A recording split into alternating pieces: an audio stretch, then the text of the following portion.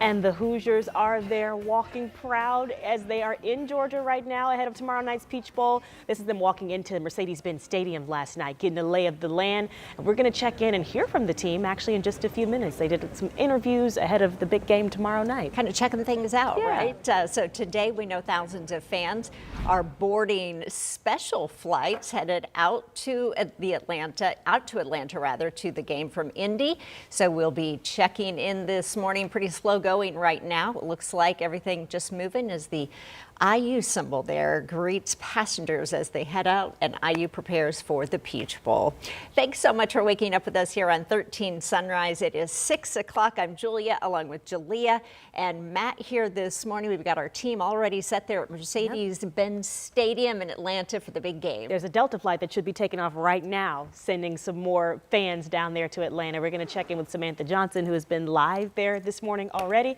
In the meantime, though, we know you want to know, what are you stepping out to if you were staying here at home today? Yeah, so really mild weather again, the temperature not too bad, and just kind of maybe tracking some rain that maybe you want to plan on if you're heading out to Atlanta today. Yeah, a few raindrops. They should be on the light side, so that's some good news. If you missed this flight, there's still 13 other flights to Atlanta, nice. nonstop today. Yeah. Can't beat that at all. I do want to let you know it's going to feel a little bit spring-like today. We'll have some 60s, and the dew point, or the measure of humidity, may get to the upper 50s. We usually don't get a dew point like that until April or May. Now, of course, with swings in the weather, you know, any kind of severe weather system that we do typically get in the springtime, you'll see that humidity go up and then goes back down. But we're going to have a surge of humidity today. You'll notice some mugginess. Right now, it's not out there too much, but as southerly winds increase, or kind of southeasterly, those winds will bring in more warmth and more humidity. We're at 37 right now in downtown.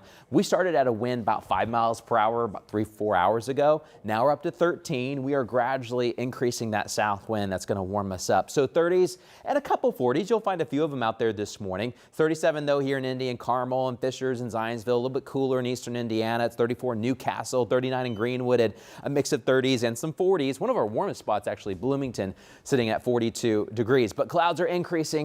We had a nice clear sky yesterday in the afternoon. We'll be timing out rain showers and some thunderstorms when these will arrive in Indiana, and we'll have that lay of the land for your rain chance throughout the day today, and we'll talk about severe chances coming up. I do need to get to traffic. We've had a fatal crash on the Sam Jones Expressway ramp to I-70 eastbound. Fatal crash here, semi-involved.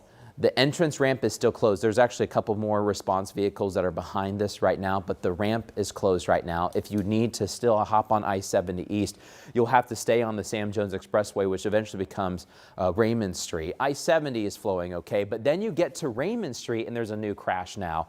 It looks like folks getting onto I-65 northbound, there's been a crash. Traffic is really slow. Julia?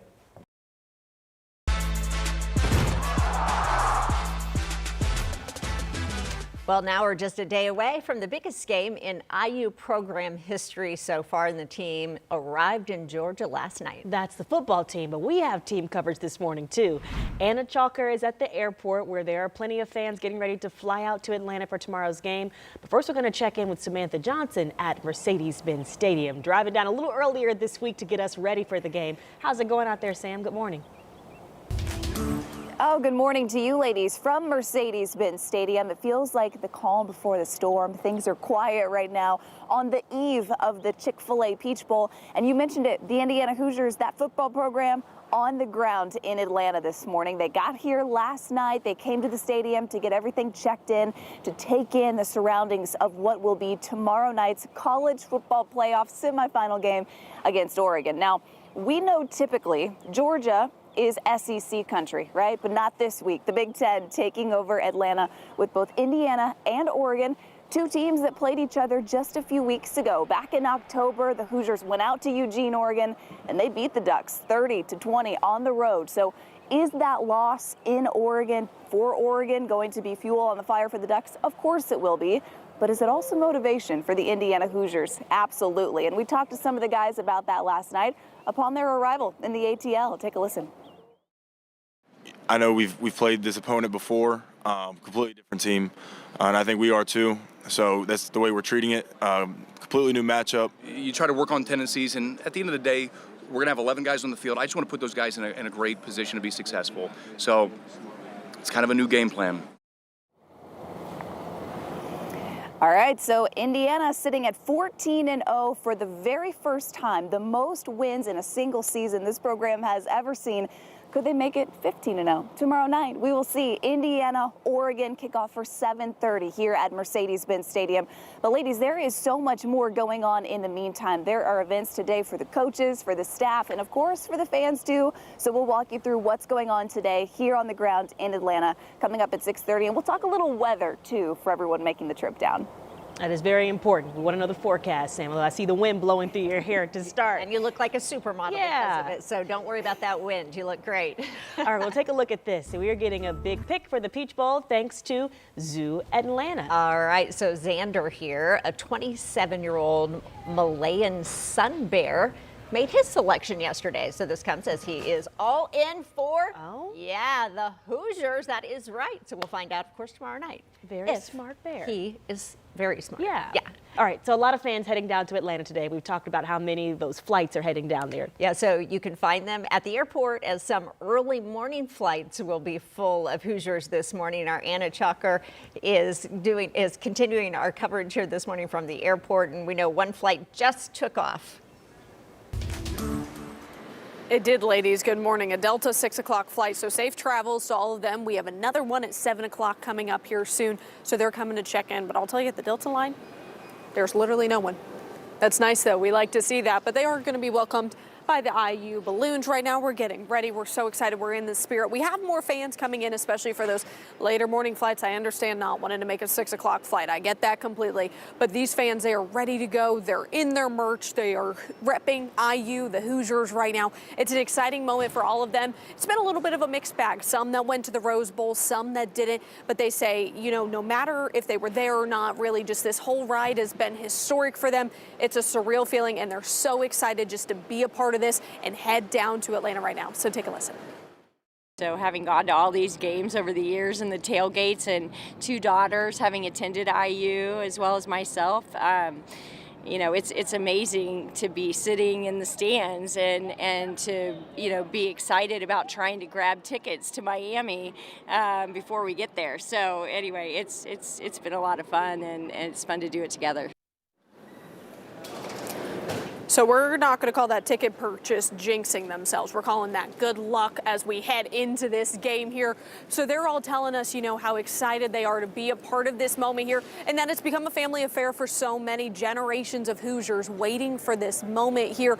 We asked a lot of them what are their plans for the day. They said their big thing right now is going to be getting ready to watch the Fiesta Bowl tonight, head to a sports bar, watch Ole Miss and Miami take on to see who they could potentially play in the national championship. But they say they're just excited to be in Atlanta, enjoy the moment, and be a part of that. So, Sam, I want to let you know now, if you're still listening, make sure you welcome our fans down there that are heading down there. They'll be down there in just a couple of hours, but we're going to be hanging out with more fans throughout the rest of the morning.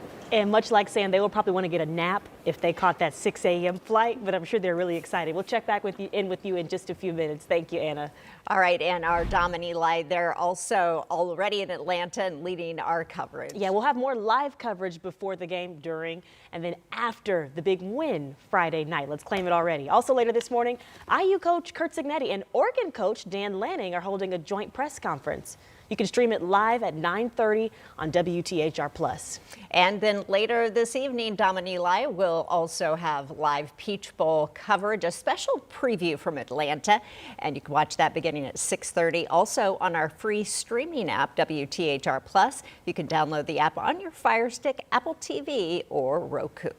Coming up on 6:09 this morning, back here at home, some new developments in the battle over a data center in Shelbyville.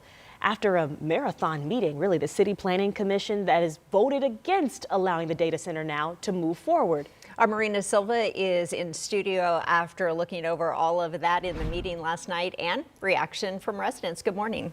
Good morning, ladies. Well, hundreds of people packed into Shelbyville High School, not for a game or choir concert, but for a showdown over the future of what comes to the town. After 5 hours of public comment, emotions, and tough questions, the Planning Commission voted no. Developers with Prologis want to annex land near Interstate 74 and State Road 44 to rezone it for industrial use. Neighbors had concern over noise, water usage, and tax incentives. Last night's decision comes after the Shelbyville Common Council voted Monday to approve the annexation, where residents packed the chambers so tight that hundreds of people spilled out into the streets. Some people were actually even listening on their phones because they wanted to stay tuned in. Many residents are happy with the decision. So we're much happier that it feels like they're actually listening to us tonight and actually siding with the community that, hey, this is not the right choice for us. This is not what the community wants, and this is not going to support our best interests going forward. The debate not over yet. The project now goes to the Shelbyville City Council on January 21st. They will make the final call. Now, residents are already pushing for that meeting to be back at the high school so that more people can be listening in and can voice their concerns as well. And it's got to be a relief for these residents who see that them showing up and voicing their opinions actually worked in this case. It did, and we've seen all over where people are packing these meetings in order to get their voices heard. Yeah. All right, thank you. Your time is 6:10. The U.S. seizes 2 tanker ships linked to Venezuela. We'll share the latest developments as a Venezuelan journalist who now lives in Indianapolis talks about what Maduro's capture means to him. And after decades behind bars for murder, an Indiana native will soon go free, while Dustin Turner is being released from a Virginia prison.